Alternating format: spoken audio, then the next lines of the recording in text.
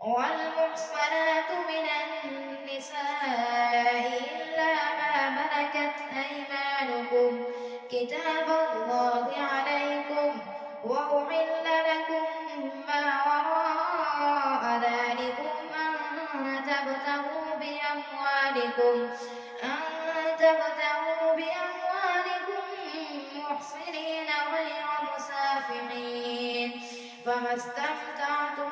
به منهن فآتوهن أجورهن فريضة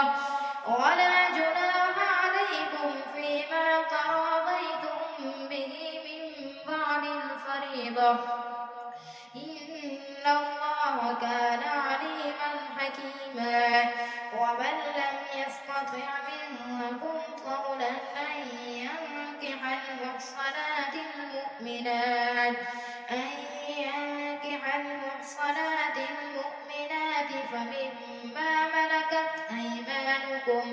فمما ملكت أيمانكم من فتياتكم المؤمنات والله أعلم بإيمانكم بعضكم من بعض فانكحوهن بإذن أهلهن وآتوهن أجورهن بالمعروف محصنات غير مسافحات ولا متخذات أخدان فإذا أحصن فإن أتين بفاحشة فعليهن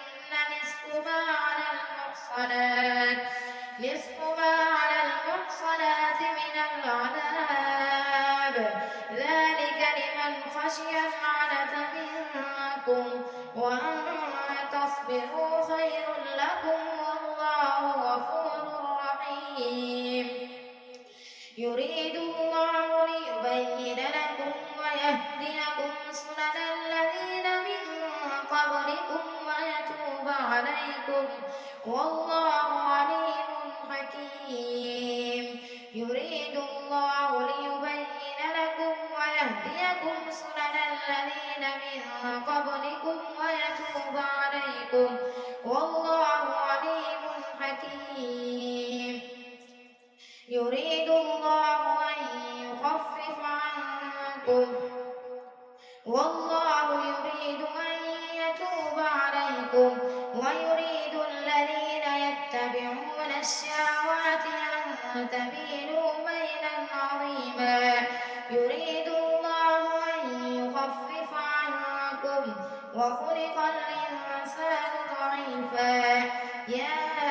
أيها الذين آمنوا لا تأكلوا أموالكم بينكم بالباطل إلا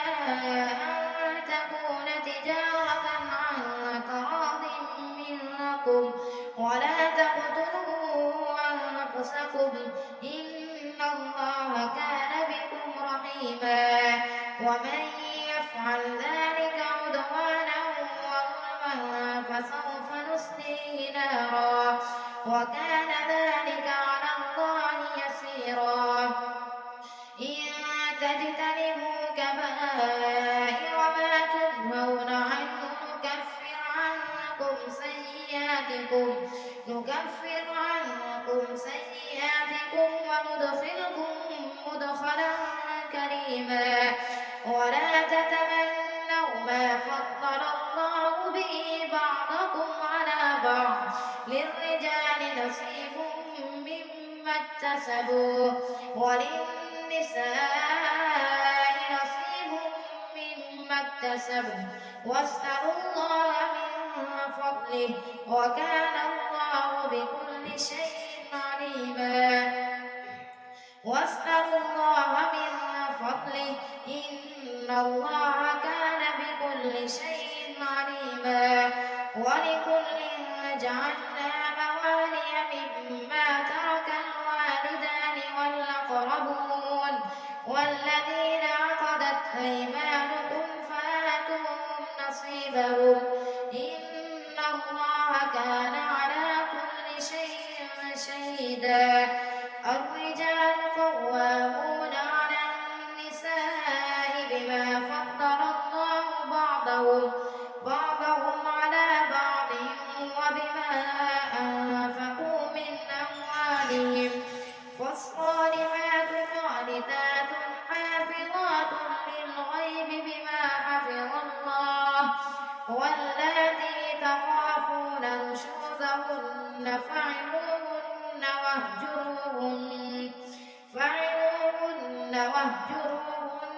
في المضاجع واضربوهن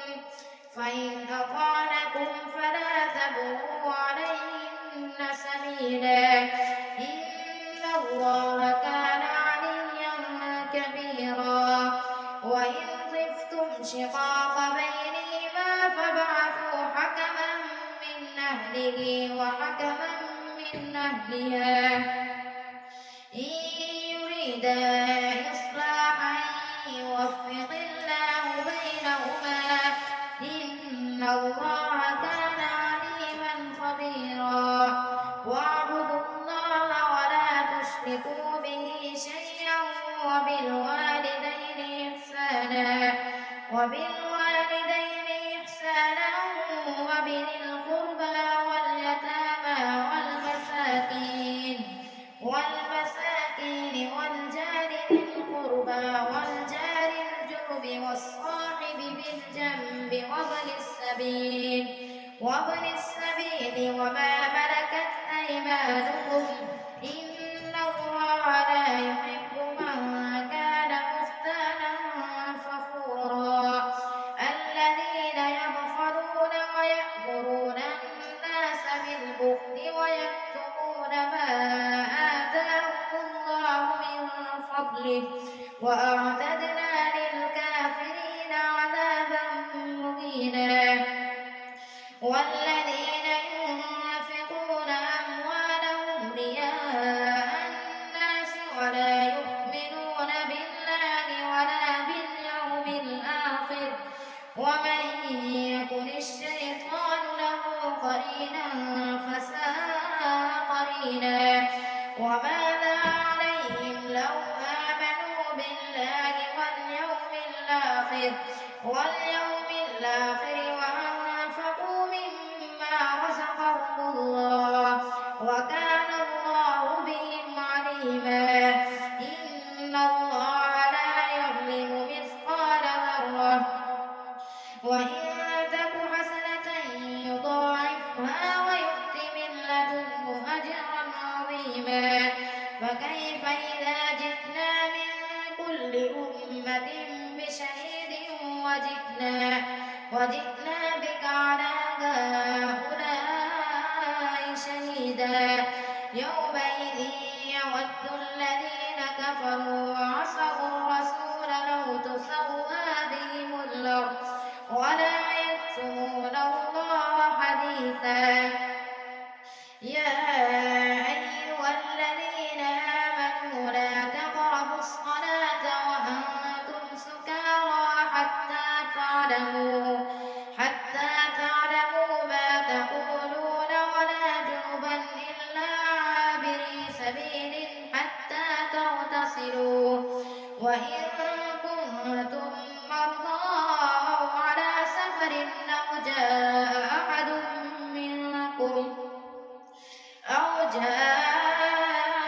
أحد منكم من الغائط أو لامستم النساء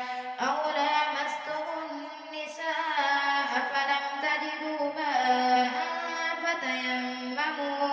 فتيمموا صعيدا طيبا فامسحوا بوجوهكم وأيديكم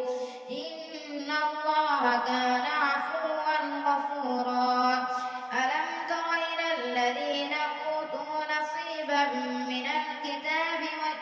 من الكتاب ويشترون الضلالة ويريدون أن تضلوا السبيل ألم تر إلى الذين أوتوا نصيبا من الكتاب يشترون الضلالة ويريدون أن تضلوا السبيل والله أعلم بأعدائكم وكفى بالله وليا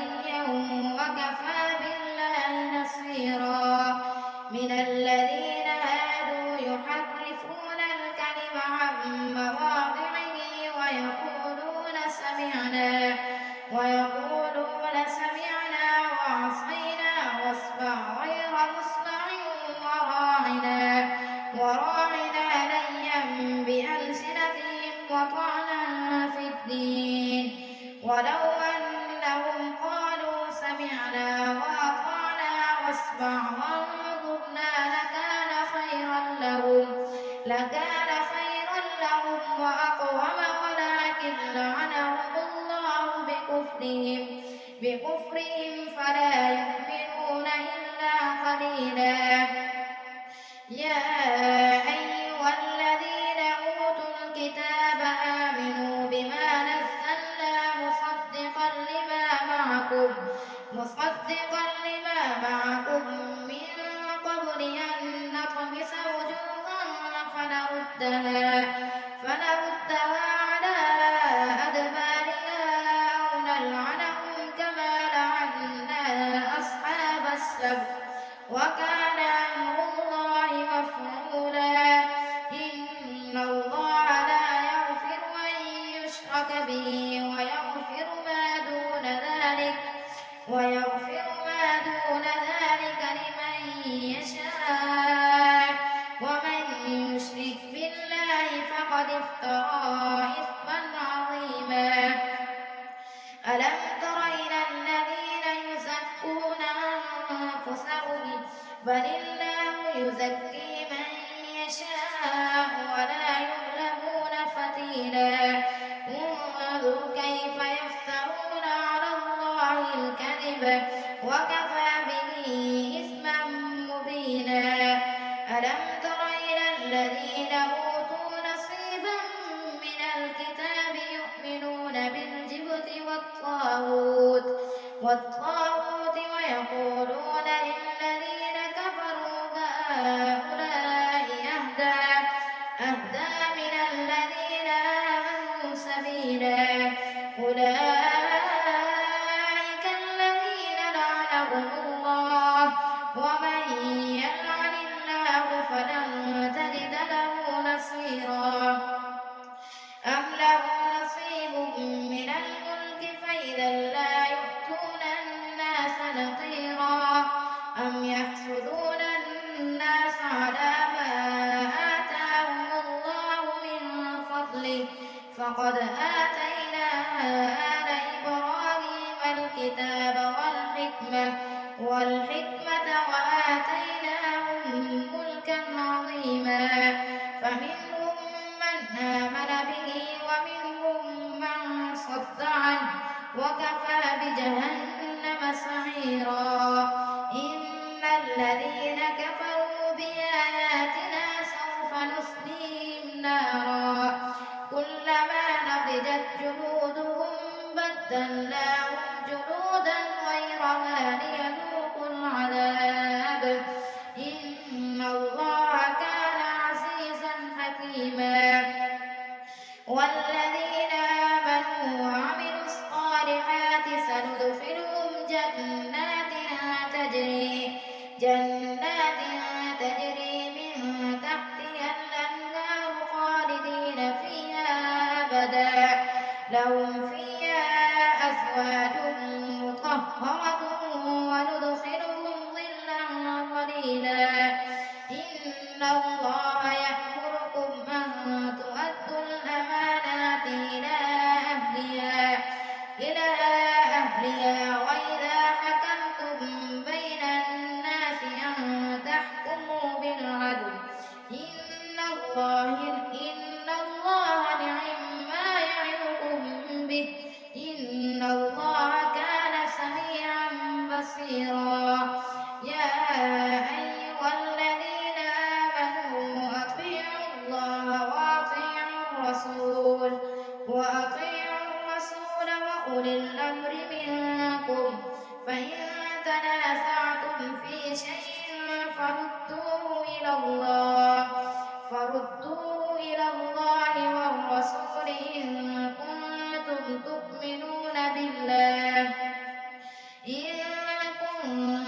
تؤمنون بالله واليوم الآخر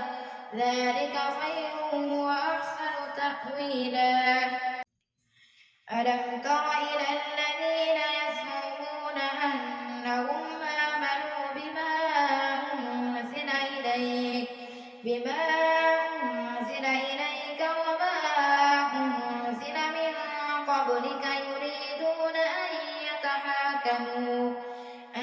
يتحاكموا إلى الطاغوت وقد أمروا أن يكفروا به ويريد الشيطان أن يضلهم ضلالا بعيدا وإذا قيل لهم تعالوا إلى ما أنزل الله وإلى الرسول رأيت المنافقين يصدون عنك صدودا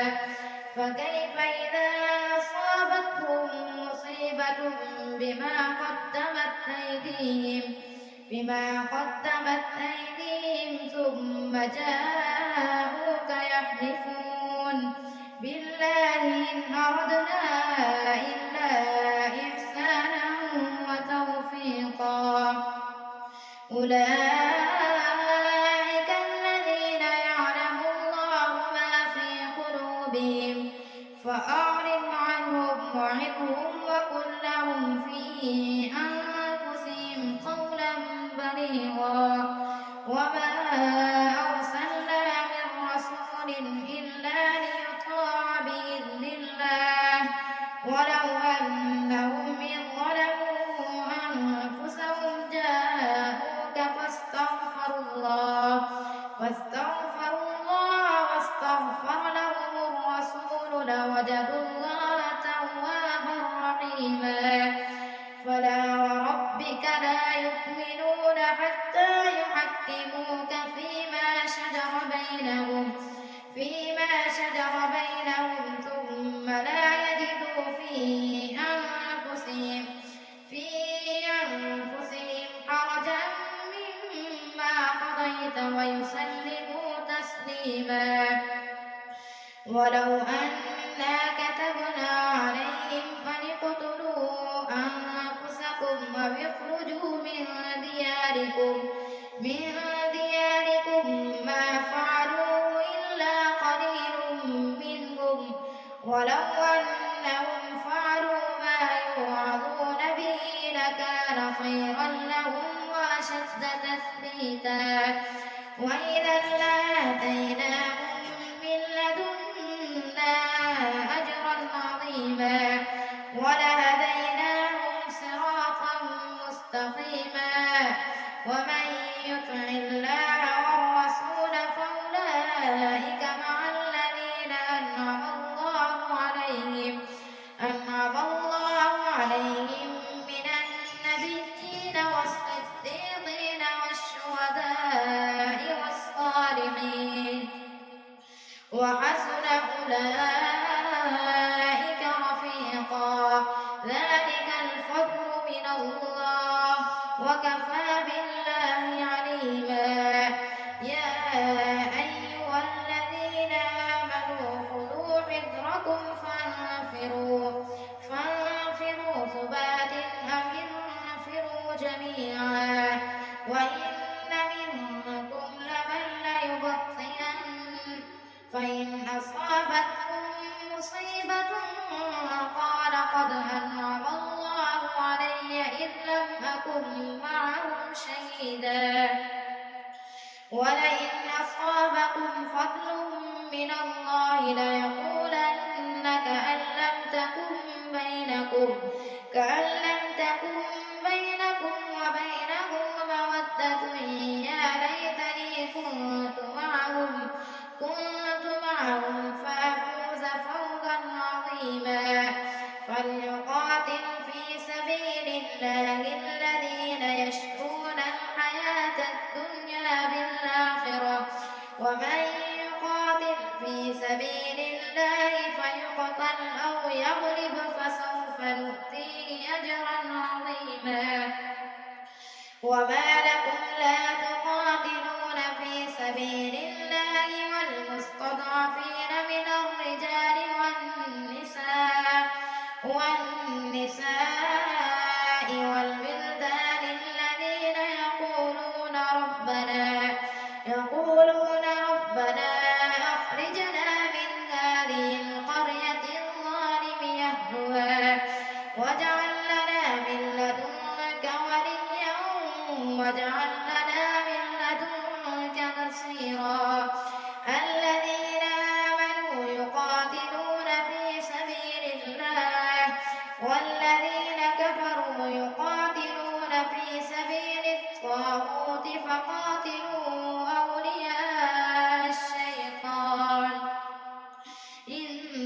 كيد الشيطان كان ضعيفا ألم تر إلى الذين قيل لهم كفوا أيديكم وأقيموا الصلاة وآتوا الزكاة فلما كتب عليهم القتال إذا فريق منهم يخشون الناس كخشية الله أو أشد خشية وقالوا ربنا لم كتبت علينا القتال لولا أخرتنا إلى أجل قريب قل متاع الدنيا قليل والآخرة خير لمن اتقى ولا تظلمون فتيلا أينما تكونوا يدرككم الموت ولو كنتم في بروج مشيدة وإن تصبهم حسنة يقولوا هذه من عند الله وإن تصبهم سيئة يقولوا هذه من عندك قل كل من عند الله فما لهؤلاء القوم لا يكادون يفقهون حديثا ما أصابك من حسنة فمن الله وما أصابك من سيئة فمن نفسك وأرسلناك للناس رسولا وكفى بالله شهيدا من يطع الرسول فقد أطاع الله ومن تولى فما أرسلناك عليهم حفيظا ويقولون طاعة فإذا برزوا من عندك بيت طائفة منهم غير الذي تقول والله يكتب ما يبيتون فأعرض عنهم وتوكل على الله وكفى بالله وكيلا أفلا يتدبرون القرآن ولو كان من عند غير الله لوجدوا فيه اختلافا كثيرا وإذا جاءهم أمر من الأمن أو الخوف أذاعوا به ولو ردوه إلى الرسول وإلى أولي الأمر منهم لعلمه الذين يستنبطونه منهم ولولا فضل الله عليكم ورحمته لاتبعتم الشيطان إلا قليلا فقاتل في سبيل الله لا تكلف إلا نفسك وحرض المؤمنين عسى الله أن يكف بأس الذين كفروا والله أشد بأسا وأشد تنكيلا من يشفع شفاعة حسنة يكن له نصيب منها ومن يشفع شفاعة سيئة يكن له كفل منها وكان الله على كل شيء مقيتا وإذا حييتم بتحية فحيوا بأحسن منها أو ردوها إن الله كان على كل شيء حسيبا الله لا إله إلا هو ليجمعنكم إلى